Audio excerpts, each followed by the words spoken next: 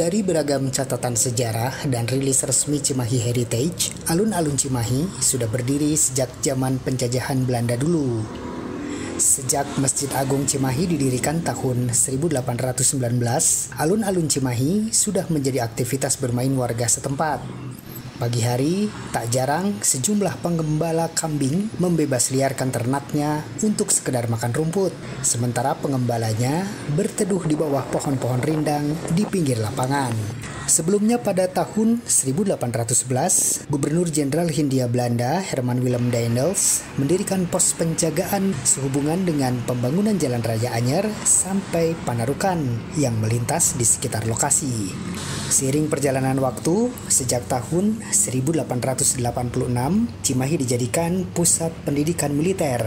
Maka sejak itu pula beragam fasilitas ditambahkan, seperti Rumah Sakit Dustira pada tahun 1887 dan Bioskop Rio di Jalan Alun-Alun Timur pada tahun 1937 yang membawa dampak pada ramainya alun-alun Cimahi pada saat itu. Saat Bioskop Rio buka, kendaraan penonton ramai terparkir di sisi timur alun-alun Cimahi. Keramaian bioskop berimbas pada ramainya pula para pedagang dorong dengan gerobak di sekitar alun-alun.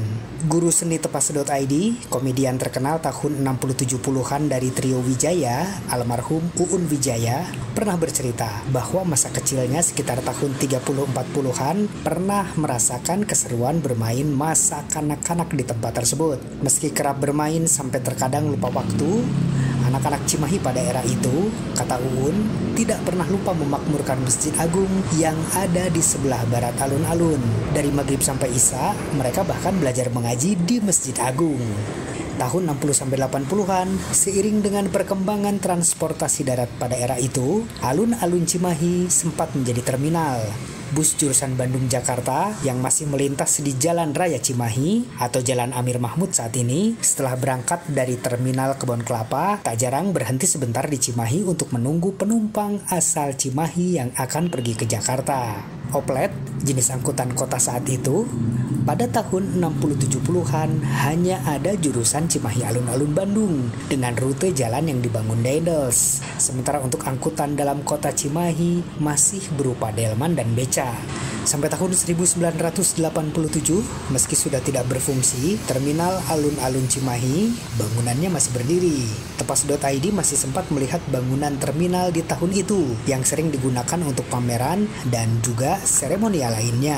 Terlebih sejak tahun 1976, kota Cimahi sudah menjadi kota administratif dengan kantor pemerintahan didirikan di sisi utara alun-alun.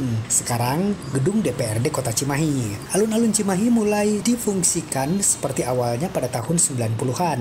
Tercatat sudah beberapa kali alun-alun Cimahi diperbaiki. Tahun 2001 saat Cimahi ditetapkan menjadi kota mandiri dan sekitar tahun 2013. Pada tahun 2014, bangunan di sisi timur alun-alun dihilangkan agar bisa terlihat dari jalan alun-alun timur. Yang tersisa hanya bangunan Toko Nasution yang tampak megah sebagai bangunan tua, karena bangunan tersebut konon adalah bangunan heritage. Kurun waktu 2012 sampai dengan tahun 2022, di tengah alun-alun Cimahi ada Tugu Nol, yang ternyata bukan titik 0 km kota Cimahi, melainkan sebagai penanda alun-alun saja. Di sisi selatan alun-alun pun ada monumen sepeda yang berdiri sejak tahun 2012. Tidak ada literatur dan keterangan yang pasti soal fungsi monumen sepeda di alun-alun Cimahi ini.